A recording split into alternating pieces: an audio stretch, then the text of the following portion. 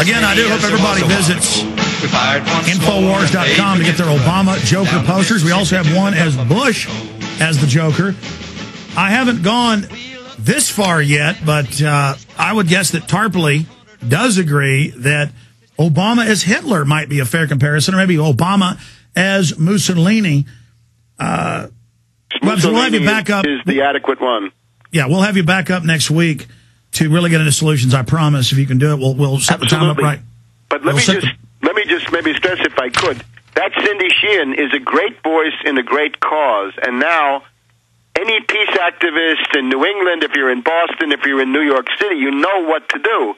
It's time to make tracks towards Martha's Vineyard and exercise your First Amendment rights and protest these wars. And don't be fooled by left cover. And the way to do this is not to be exaggeratedly deferential. You know, please, dear Mr. President, we know you're a peace angel, but you haven't had time to listen to our pathetic little bleeding cries, which is what the AWOL peace people have done, right? The people who have just disappeared. Now we've got the genuine leader of this movement coming forward, I think, quite effectively, saying that this has gone far enough, and it's time to take a stand. This is really going to hurt Obama, because how do you demonize Cindy Sheehan? You're not going to be able to say, you know, you come out with this load of insults. She was demonized by the neocons back in 2005, 2006. So what are they going to do? Demonize her now from the left? It doesn't work. So this is a significant factor now in Obama's predicament. Yeah, well, Webster, what they're going to do is they're going to ignore her. Well, they may look. The U.S. media may ignore her up to a point, but I remember, agree. So the alternative, the world media will be there. The Russians, the Chinese, Al Jazeera, they're going to be highly interested. So this is going to have a worldwide effect, and I think that then kicks over back into the U.S. because when it becomes a story around the world, they can't ignore it here. Yeah, that's what I was trying to say there, is that we also, though, have to, as activists, getting past these political labels, say no and be involved here as well. Webster, I carry all four of your books for listeners, and we have the book on the economic cataclysm, we have the two books on Obama, and the book Synthetic Terror, all available at Infowars.com or by calling toll-free 888-253-3139. Webster, as always, thank you so much. Webster's in our film, The Obama Deception. He's in the new film coming out in October. So again, Webster, thank you so much for spending time with us. Bye-bye. You bet. Take care. There goes Webster. Okay, we had Alan Keyes last week, and he rescheduled a couple times, very busy. Our next guest rescheduled a couple times on us. We'll see if they show up for the show. They haven't rescheduled, so I believe we're about to have them on after we go to break here and come back. I do want to get one more sponsor out of the way that made today's show possible. And then we'll come back with our guest. And then the last 30 minutes, I'm going to get into the flu and all the other things that are happening. Acolablue.com, the super high-quality atmospheric water generator. Did you know you can be drinking fresh, clean water made right from the air you breathe? No, this isn't something out of a science fiction book. Our sponsor, Acolablue, with a Acolablue 28 machine will allow you to do just that. It's easy to use, and it will make up to 7.5 gallons a day out of pure thin air.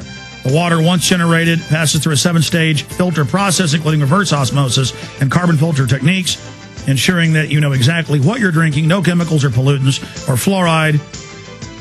Acolablue.com, ECOLO blue.com, or 1-800-691-6043, 1-800-691-6043, acolablue.com. Fourth and final hour that'll be jam-packed straight ahead. Ladies and gentlemen, I really enjoy doing this syndicated radio show because I get to talk to so many neat people. And the new book is out. It's already a bestseller. Buzz Aldrin, Magnificent Desolation.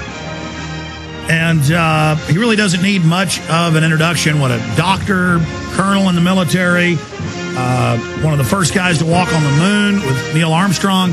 Just amazing. And I got his book about 2 weeks ago. I've read almost all of it. One of the best books by an astronaut I've read. I love the name, Magnificent Desolation. Here it is as we simulcast on the internet as well for the PrisonPlanet.tv viewers. Buzz Aldrin, it's great to have you here with us. I'm happy to be with you. Life is great. The sun is beginning to shine here in foggy L.A. Absolutely, out there in Los Angeles. There's so much to get into. Why the name Magnificent Desolation? Well, I wasn't given the challenge or really the opportunity of a formalized utterance on joining Neil on the surface of the moon. There was a little bit of conversation that included the word magnificent and then beautiful, and so the two words just came together as a comparison of opposites, and so I said magnificent desolation.